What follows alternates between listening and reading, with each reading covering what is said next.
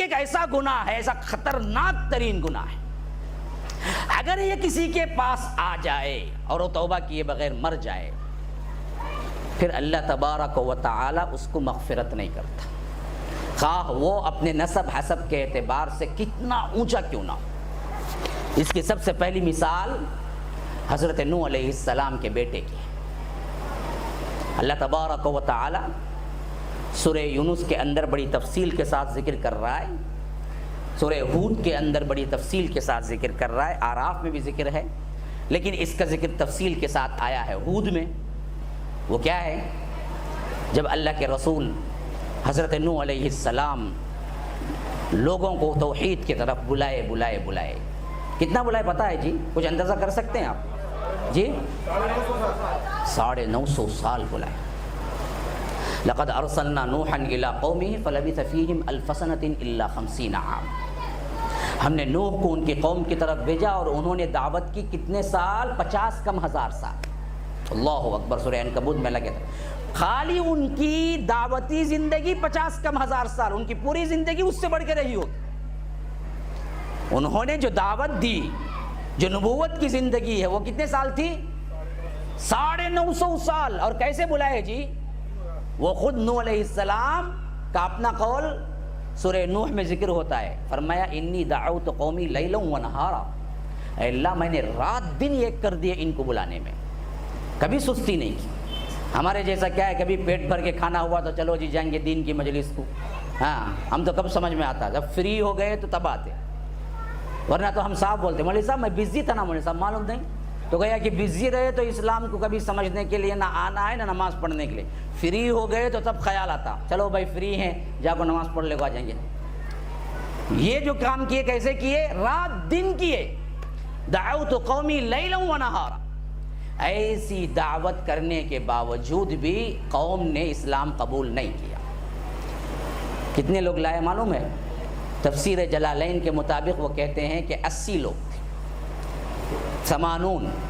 80 لوگ تھے جنہوں نے اسلام قبول کیا 950 سال کی دعوت میں۔ آج ہمیں مایوس ہونے کی ضرورت نہیں، بہت سے لوگ مایوس ہو جاتے ہیں، کہاں بھائی دیکھو ہر جگہ شرک ہے، کوئی مانتا نہیں، کب سے بول رہا ہوں۔ ارے بھائی تمہاری عمر کتنی، کئی کو مایوس ہو گئے؟ ہاں حضرت نوح نے 950 سال دعوت دی، تمہاری کل عمر ملا کے 70-80 سال نہیں، اور اس میں سے تم نے بلانا شروع کیا 1-2 سال نہیں، اتنی جلدی مایوسی؟ تم اپنا کام کرتے رہو، کوئی آئے یا نہ آئے تم کامیاب ہو۔ 950 سال کی دعوت میں 40-80 لوگ اسلام لائے، قبول کیے، تو کیا حضرت نوح فیل ہو گئے؟ نہیں، حضرت نوح تو کامیاب ہو گئے، جو نہیں لائے وہ دراصل بدبختی میں پڑ گئے۔ تو اس واسطے ہمیں توحید کا کام کرتے ہوئے پریشان ہونے کی ضرورت نہیں تھی، کتنے بھی کم لوگ ہوں، ہمیں بولنا ہے، بولتے رہنا ہے، بس ہمارا کام ختم، ہم کامیاب ہو گئے۔ کل اللہ پوچھے کہ دیکھو میرے زمین کے اندر ظلم ہو رہا تھا، شرک ہوتا، فلاں سجدے ہو رہے تھے، درگاہیں ہو رہی تھی، عرس ہو رہا تھا، تو نے بولا میری توحید کو؟ ہاں اللہ بولا میں، بس یہ عذر کے لیے ہمارے پاس کیا ہے؟ دلیل ہو، بس۔ اس کے علاوہ کون بدلتا ہے کون نہیں بدلتا ہے اس کی ذمہ داری ہم پہ نہیں ہے، ہمیں یہی پوچھا جائے گا کہ تو پہنچایا؟ ہاں ہم پہنچائے، کہا کتنی بھی قلیل مدت میں کتنے ہی قلیل لوگ آئیں، اس سے ہمیں کوئی مسئلہ نہیں ہے، کوئی جھڑک دے، کوئی گالی دے دے، کوئی کیا ہے اٹھا سٹ کوئی جواب دے دے، ہمیں اس سے کوئی پریشانی نہیں ہے، ہمیں تو بولنا ہے، بولتے ہی رہنا ہے، اتنا ہی کام ہے ہمارا، پیغام پہنچانے کی ذمہ داری ہے۔ حضرت نوح پہنچاتے رہے، یہاں تک کہ کیا ہے 950 سال بیت گئے، تو انہوں نے دعا کی، اے اللہ میں تو بلا کے تک گیا، اب تیرے ہی فیصلے کا انتظار ہے۔ تو اللہ نے کہا کہ اچھا نوح کشتی بناؤ۔ انہوں نے کہا کہ کشتی؟ ہاں کشتی بناؤ۔ کہاں پر؟ زمین پہ۔ تو انہوں نے کشتی بنا، وَيَصْنَعُ الْفُلْكَ، انہوں نے کشتی بنانا شروع کر دی، دنیا کی سب سے پہلی کشتی۔ وَكُلَّمَا مَرَّ عَلَيْهِ مَلَكٌ سَخِرُوا مِنْهُ، جب بھی وہاں کے سردار، وہاں کے کیا بڑے لوگ گزرتے، حضرت نوح علیہ السلام کشتی بنا رہے ہوتے، مذاق اڑاتے، کیا بولتے؟ پہلے پاگل بولتے تھے اسے، اب تو ثابت ہو گیا، اب زمین پہ کشتی چلاتا کرتے۔ یہ پاگل بولنے کا سب سے پہلا خطاب انبیاء کو ملا، یاد رکھو، اب بھی ہمیں یہی ملے گا۔ یہ توحید بولتے بولیں گے تو دیوانہ ہوگا رے، تو سب لوگ کرتے ہیں، تب کیا بیکار کی؟ ہم کو معلوم نہیں، لیکن ہم جو بول رہے ہیں وہ کتاب و سنت سے بول رہے ہیں۔ آپ کو اگر چینج کرنا ہے، آپ کو کوئی بولنا ہے، آپ بھی دلیل لائیے، بات دلیل سے ہوتی ہے۔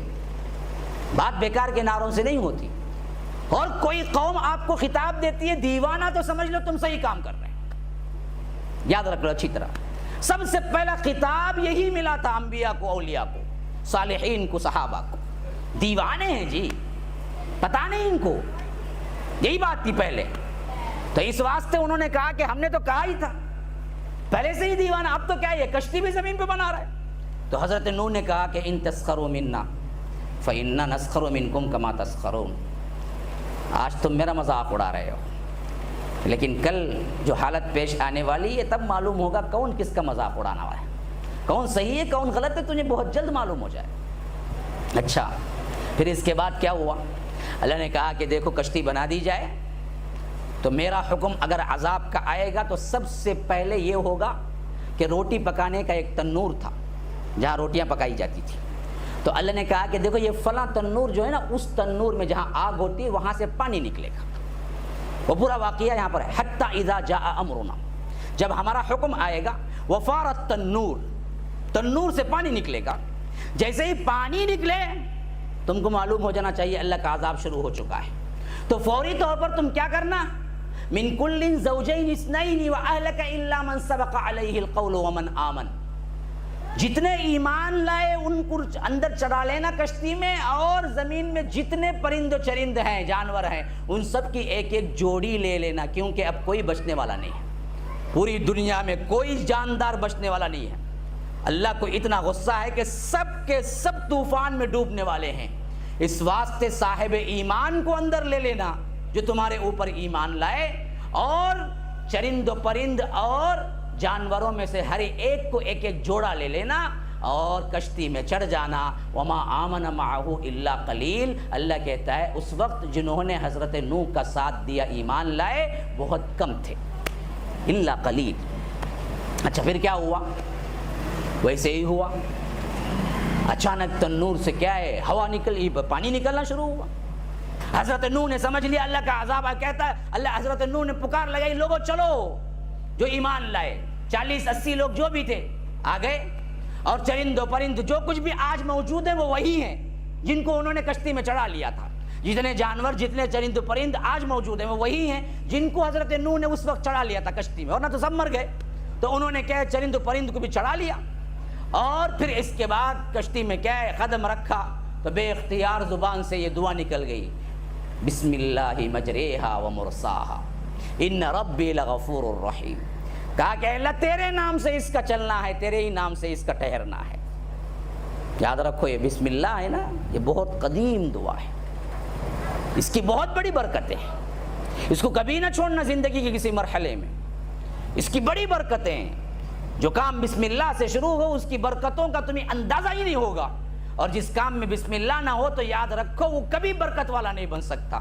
اسی وجہ سے انبیاء کرام بھی جب کوئی کام کرتے تھے تو پہلے بسم اللہ بولتے تھے, اور اللہ نے اپنے حبیب کے ذریعے بسم اللہ کو اتنا لازم کر دیا, ہر ایکشن میں ہمیں فرمایا کہ تم بسم اللہ بولو. گھر سے نکلو بسم اللہ بولو, گھر میں داخل ہو بسم اللہ بولو, کھانا کھاؤ بسم اللہ بولو. اللہ تبارک و تعالیٰ کی حمد, ہمیشہ اللہ کا نام یاد رکھو. حتیٰ کہ ہمیں تو صرف یہ مشہور ہے کہ بیت الخلاء جاؤ تو اللہم انی اعوذ بک من الخبث والخبائث, یہ دعا پڑھو, لیکن اس سے پہلے احادیث میں ہمیں معلوم ہے کہ بیت الخلاء جاؤ تو بسم اللہ پڑھو. بیت الخلاء بھی, ٹوائلٹ جاؤ تو بھی ٹوائلٹ جانے سے پہلے بسم اللہ پڑھو. اللہ کے رسول کہتے ہیں کہ جو بسم اللہ نہیں پڑھ کے ٹوائلٹ جاتا ہے, شیطان اس کی شرمگاہ کو دیکھتا بھی ہے, اس سے کھیلتا بھی. جو بسم اللہ پڑھ کے ٹوائلٹ جاتا ہے, اللہ اس کے اور شیطان کے درمیان, ٹوائلٹ جگہ ہی شیطان کے رہنے کی ہے. جب اللہ نے انہیں زمین سے مار بھگایا تو انہوں نے پوچھا اللہ ہم کہاں رہیں؟ اللہ نے کہا صحراؤں میں, بیابانوں میں رہو, جنگلوں میں رہو, یا نہیں تو ٹوائلٹوں میں رہو. تو ٹوائلٹ میں رہتے ہیں, وہاں پر ہیں, کتنا بھی کیا ہے پاک ٹوائلٹ کیوں نہ. میں ایک مرتبہ کہہ رہا تھا تو ایک بندے نے پوچھا, مولوی صاحب وہ زمانے کے ٹوائلٹ لیکن آج کے ویسٹرن ٹوائلٹ میں بھی بسم اللہ بولنا کیا بولا ہے؟ اتنے پاک رہتے نا, کھانا دالو کھا سکتے نا, کھا لے پسند رہا تو ہمیں کیا کریں گے. وہاں پاکی صفائی کا مسئلہ نہیں ہے, ٹوائلٹ میں ان کے رہنے کی جگہ. اسی وجہ سے زیادہ تر سحر کا, جادو کا اثر کہاں ہوتا ہے؟ ٹوائلٹ میں ہوتا ہے. بندی یا بندہ کیا ہے بغیر پڑے اندر داخل ہوتے ہیں, بے ہوش ہو کے گرتا ہے, پھر اس کے بعد کیا ہے اس کو پریشانی شروع ہوتی ہے, اس کے بعد کیا ہے چیخنا چلانا. جتنے بھی اثرات کے کیس ہیں آپ دیکھیں ان کی زندگیوں میں دعا کا اہتمام نہیں ہوتا ہے، اور خاص کر ٹائلٹ جاتے ہوئے بسم اللہ نہیں پڑھتی ہیں، نہیں پڑھتا ہے، وہیں اس کا حملہ ہوتا ہے۔ خواتین بچوں میں تو زیادہ حملہ ہوتا ہے، اور اسی وجہ سے بیمار پڑ جاتی ہیں۔ جتنے اثرات بعد میں کیا ہے، یہ بابا کے چکر میں، وہ بابا کے چکر میں جا کے دین بھی کھوتی ہے، ایمان بھی کھوتی ہے، پیسہ بھی کھوتی ہے۔ حالانکہ اگر پہلے ہی پروٹیکشن کیا ہے بسم اللہ سے کر لیا جائے تو اللہ محفوظ رکھنے والا۔ اور دوسری سب سے بڑی خصوصیت بسم اللہ کی کیا ہے، تم برائی سے بچ جاتے ہو۔ بسم اللہ ایک ایسا کلمہ ہے، تم یہ کہہ کے کوئی بھی برا کام کر ہی نہیں سکتے، وہی کام کر سکتے ہو جو اچھا ہے۔ کوئی بھی نہیں بولیں گا آؤ جی بسم اللہ شراب پیں گے، بولا کہ آج تک کون بھی نہیں بول سکتا بسم اللہ والا شراب نہیں پیں گا، انہیں شراب پیا تو بسم اللہ نہیں بولے گا۔ ہاں آؤ جی بسم اللہ، اب بھی جی پکچر کی ٹکٹ لے کر رکھا ہوں، جا کو دیکھیں گے بسم اللہ، چلو بولیں گا کیا؟ نہیں بولیں گا۔ بسم اللہ حلال ہی کر سکتا ہے بول کے، حرام نہیں کر سکتا اس کے ہاتھ سے، اللہ پروٹیکٹ کر دیتا ہے اسے۔ ہر بسم اللہ ٹی وی ڈالو جی نیا پکچر آیا کرتے، بولیں گا کیا؟ نہیں بولیں گا، نہیں بول سکتا ہو، بولا تو نہیں کریں گا۔ اسی وجہ سے میں ہمیشہ دلیل دیا کرتا ہوں کہ جو لوگ سگریٹ نہیں چھوڑتے اور کہتے کہ مولوی صاحب مکروہ ہے، فلاں ہے، ان کا فتویٰ ہے، ان کا فتویٰ ہے، میں بالکل ان کو عقلی دلیل دیتا ہوں۔ بھائی زیادہ تمہیں بھی گہرے نہیں، میں بھی نہیں، سیدھی سیدھی بات، اگر یہ حرام نہیں ہے تمہیں مسجد میں پہلی صف میں بیٹھ کو آؤ بسم اللہ بول کو پی کو دکھو، کب تک بھی بسم اللہ بول کو سگریٹ پیے گا تمہیں؟ پیو، حلال ہے نہیں، پیو، نہیں پینگا انہیں بسم اللہ بول کو سگریٹ پیا گا بھائی، سنیں کب تک بھی بسم اللہ بول کو سگریٹ پیا انہیں؟ تمہارا خود نفس کہتا ہے کہ یہ نہیں ہے، یہ خبیث چیز ہے، یہ اسے بسم اللہ کہہ کے نہیں پی سکتے ہم، خود ضمیر کہہ رہا ہے اندر کا۔ تو بسم اللہ کے دو بڑے فائدے ہیں، ایک برکت کا نزول، دوسرا حرام سے بچ جاتا ہے۔ کوئی نہیں بولے گا بسم اللہ زنا کرتا ہوں، بولے گا کیا؟ نہیں بول سکتا، بسم اللہ والا زنا نہیں کریں گا۔ ہاں بسم اللہ چلو جی لڑکیاں آپ کو ہی ذرا دیکھیں بسم اللہ شروع کرتا ہوں میں، بولیں گا کیا؟ نہیں بول سکتا، وہ بولیں گا تو حرام کر ہی نہیں کرے گا۔ تو یہ بسم اللہ ایک اتنا بڑا، حالانکہ بہت معمولی ہے، سمجھتے ہیں ہم چھوٹا سا لفظ ہے، لیکن اتنا اونچا ہے، اگر آپ اپنی زندگی میں اہتمام کریں تو اللہ والے بن جائیں گے، کوئی برائی داخل نہیں ہوگی تمہارے اندر، ہمیشہ پروٹیکشن میں رہو گے۔ اسی وجہ سے حضرت نوح جیسی پہلی قوم، تقریباً آج کا حساب لگایا جائے تو 3.5 4 5 ہزار سال پہلے کا واقعہ ہے یہ، اگر تاریخی حساب لگایا جائے، ورنہ تو کیا اتھینٹیکیشن تو نہیں ہے، 10,000 سال پرانا بھی ہو سکتا ہے، تب بھی انہوں نے یہی کہا بسم اللہ مجریہا و مرساہا، اللہ تیرے نام سے اس کا چلنا، اس کا ٹہرنا ہے، ان ربی لغفور الرحیم، اے اللہ تو میرا رب بھی ہے، بڑا ہی غفور بھی ہے، تو بڑا ہی رحیم بھی ہے، رحم کرنے والا بھی ہے، اور تو ہمیں معاف کرنے والا بھی ہے۔ پھر اللہ اس کا نقشہ کھینچتا ہے، پکچر دیکھتے ہو نا بیٹھ کے، ویسے ہی قرآن پڑھو، تب تمہارے دلوں کی جلا بخشی، تمہارے دلوں کی بہار آئے گی، تمہارے دلوں کے اندر ایمان کی چاشنی پہ، ہم پڑھتے ہی نہیں ہیں تو ہمارے دل کیا ہیں، پہلے تو اجاڑ ہو چکے ہیں، زنگ لگ چکے ہیں۔ تو اللہ کا قرآن پڑھو، اللہ تبارک و تعالیٰ کس طرح عکس کر رہا ہے دیکھیے، کس طرح تمہیں بتا رہا ہے دیکھیے، جیسے تم ٹی وی اسکرین پہ دیکھتے ہو ایسے واضح الفاظ ہیں۔ اللہ کہتا ہے وَهِيَ تَجْرِي بِهِمْ فِي مَوْجٍ كَالْجِبَالِ، پھر بارش شروع ہو گئی، ایسی بارش ہو رہی تھی حتیٰ کہ آسمان سے بھی زمین سے بھی دونوں طرف سے پانی مل رہا تھا۔ قمر میں تو فرمایا وَفَجَّرْنَا الْأَرْضَ عُيُونًا فَالْتَقَى الْمَاءُ عَلَى أَمْرٍ قَدْ قُدِرَ وَحَمَلْنَاهُ عَلَى ذَاتِ أَلْوَاحٍ وَدُسُرٍ تَجْرِي بِأَعْيُنِنَا جَزَاءً لِمَنْ كَانَ كُفِرَ، کہ زمین کا پانی اور آسمان کا پانی یہاں سے بھی ابل رہا ہے، وہاں سے بھی گر رہا ہے، یہاں تک کہ گرتے نیچے کا پانی، اوپر کا پانی، ابھی بامبے میں دیکھو کیا ڈوب رہا ہے، 1-2 منزل تک پانی آ گیا بارش کا، لیکن وہ تصور کرو جو طوفان نوح میں ہوا کہ زمین سے بھی پانی، آسمان سے بھی پانی، دونوں پانی ابل رہے ہیں، یہاں تک کہ اللہ کہتا ہے کہ فَالْتَقَى الْمَاءُ، آسمان کا پانی زمین کا پانی دونوں مل گئے، فَالْتَقَى الْمَاءُ، ایسا پانی۔ اب اس پانی میں بڑی بڑی موجیں اٹھ رہی تھی جیسے سمندر میں اٹھتی ہیں، جسے ہم لوٹ کہتے ہیں، وہی تجری بہم فی موج کالجبال، ایک موج اٹھ رہی تھی جو پہاڑ کے مانند تھی، جیسا کہ ایک موج اٹھی بڑے بڑے کیا ہیں مکانوں کو ساتھ بہا لے جائے، ویسے موجیں اٹھ رہی تھی۔ ایسے وقت میں دیکھا حضرت نوح نے ان کا بیٹا لا الہ الا اللہ نہیں کہا، شرک میں ہے، ان کا خود کا بیٹا ایمان نہیں لایا۔ یہ باپ تھے نا، دل تڑپ اٹھا، میرا بیٹا میرا بیٹا ہو کے ایمان نہیں لا رہا؟ انہوں نے کہا ونادا، انہوں نے پکارا، وہی تجری بہم فی موج کالجبال ونادا نوح ابنہ، اپنے بیٹے کو پکارا، اے میرے بیٹے، یا بنی ارکب معنا، آج میرے ساتھ آ جا، آج میرے کشتی میں چڑھ جا، ولا تکن مع الکافرین، دیکھ کافروں کے ساتھ نہ ہو جانا، مسلمان ہو جا، شرک چھوڑ دے۔ تو اس نے کہا قال سآوی الی جبل یعصمنی من الماء۔ دیکھیے جب شرک اندر داخل ہوتا ہے تو عقل پہ پردے پڑ جاتے ہیں، اس کی نحوست اتنی بڑی ہے۔ شرک جب انسان کے اندر داخل ہوتا ہے تو اس کے عقل پہ پردے پڑ جاتے ہیں۔ کیسے پردے پڑتے ہیں؟ دیکھو آپ دیکھے ہوں گے گلیوں میں، راستوں میں، خود ہی کیا کرتا، جھنڈے کو پینٹ مارتا، ہرا پینٹ، کالا پینٹ، لال پینٹ خود مارتا، خود لے کو جا کو پھولا رکھتا، خود لے کو جا کو موم بتی یا ادھ بتی سلگاتا، پھر ہاتھ جوڑ کے کھڑا ہو جاتا، ارے توش نہ کرا رہے پورا۔ اگر وہ جھنڈے میں اتنی قوت رہتی تو خود کیا ہو جانا، اچانک پینٹ مار لینا انہیں اپنے جھنڈے کو۔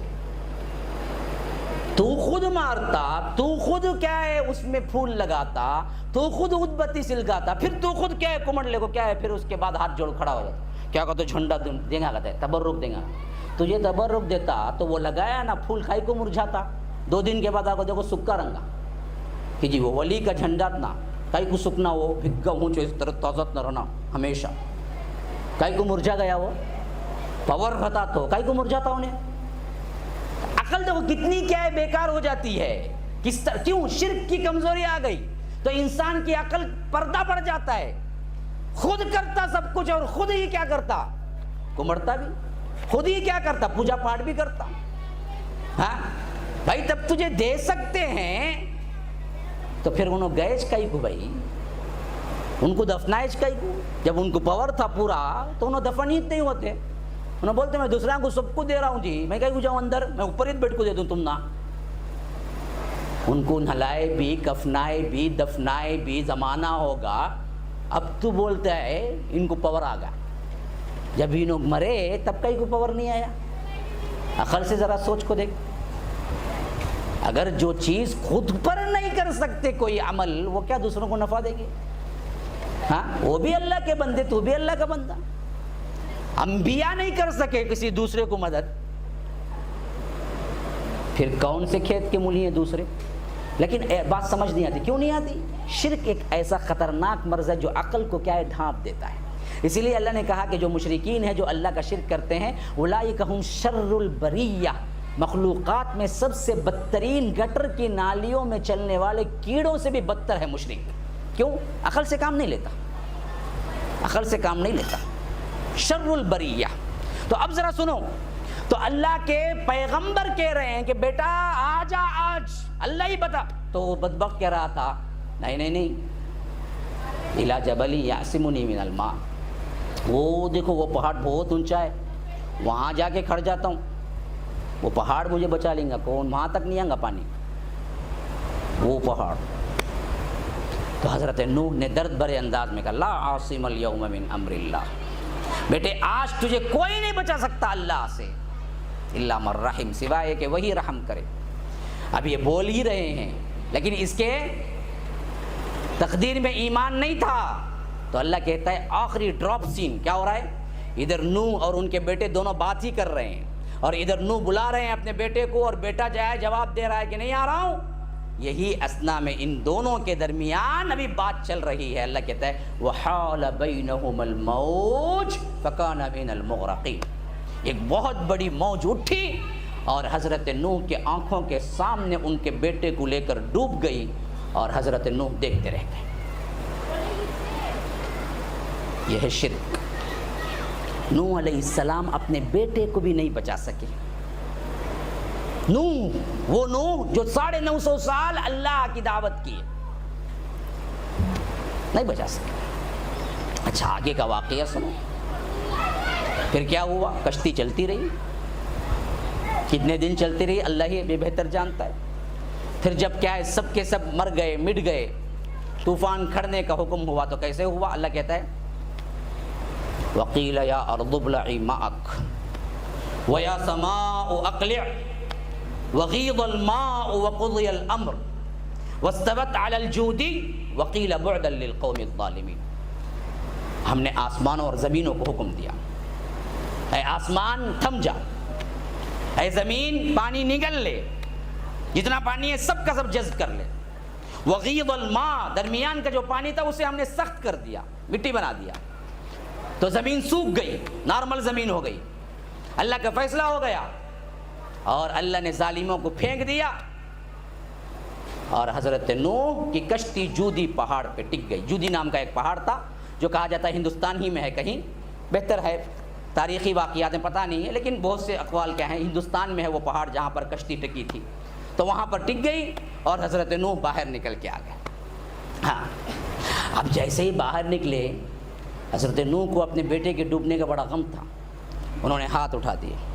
وَنَادَى نُوحٌ رَبَّهُ فَقَالَ رَبِّ إِنَّ ابْنِي مِنْ أَهْلِي وَإِنَّ وَعْدَكَ الْحَقُّ وَأَنْتَ أَحْكَمُ الْحَاكِمِينَ.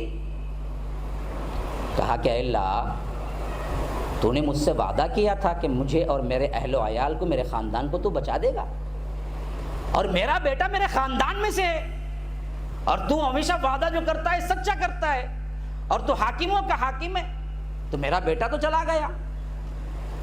تو اللہ نے کہا قال یا نوح، اے نوح انہ لیس من اہلک، تیرا بیٹا نہیں ہے، میرا فیصلہ یہ ہے.